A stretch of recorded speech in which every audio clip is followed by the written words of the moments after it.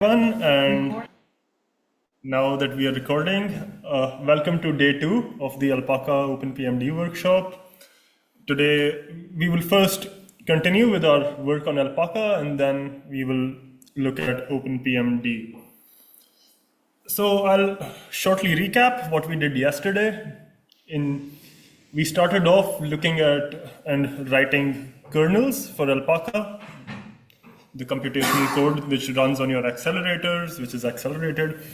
Then we also looked at how to define buffers in Alpaca, how to execute these kernels, how to use queues, do schedulings, stuff like this. And today we will build on top of this. We will introduce some quality of life improvements first, for example, using MDSpan.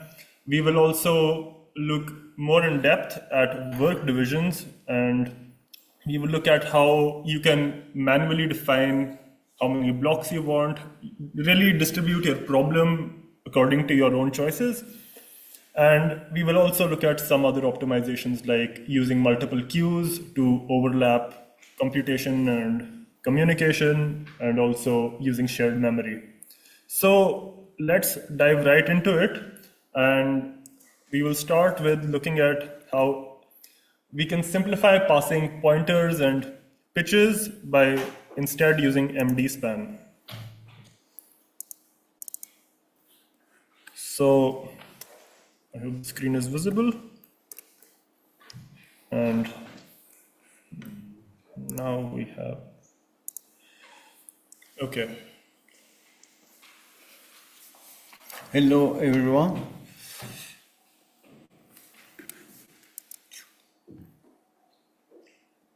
Okay. For passing data to the kernel, we can use MDSpan. MDSpan can also be used getting the data from multi-dimensional arrays. MDSpan is a multi-dimensional and non-owning view. It's a part of C++ 23 standard and can be used with C++ 17 because there are implementations already. MDSpan consists a pointer, a layout policy which actually can have a pitch or stride info and data type and access type. Therefore, it can be used instead of pointers and pitch. Has member functions to get set data and to get the extent or the size of the array. Does not change the data, it is non-owning. It creates a method to access to the data. And for example, there is a 12-dimensional 12 element data, and if we can create a view, an MDSpan, and assume that it is a 3x4 multi-dimensional array, then or we can assume that it is 2x6 multi-dimensional array, then we can use those indices to access to the data. For example, this is the last element, 2, 3, and 1, 5, and they are both 12. It's a really versatile tool.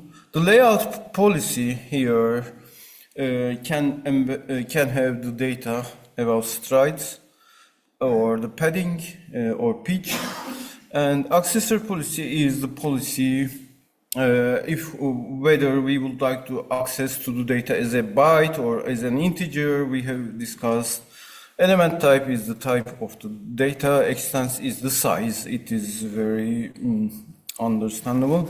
In order to use MDSpan in Alpaca, we need to set an CMake variable, which is Alpaca use MDSpan. Now you should set it to fetch in running an example, or during the installation. Both are possible. Passing MDSpan to kernel is not difficult. You can pass it as a simple variable, but let me show here. For example, this is the vector add example kernel. It is using an MDSpan as a type. It is giving as a type because it is a really long type with some specific parameters. Therefore, we pass it as a template parameter. Then you see three different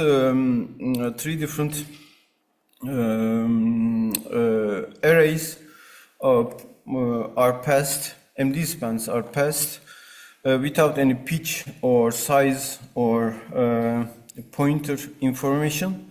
Then accessing is also easy. Use it since they are two-dimensional. Here they are simply accessed by giving indexes. Now the task is, yesterday we used a longer way of passing data to the kernel. This stencil kernel will be updated using MDSpan, similar to the upper one. That's all from me.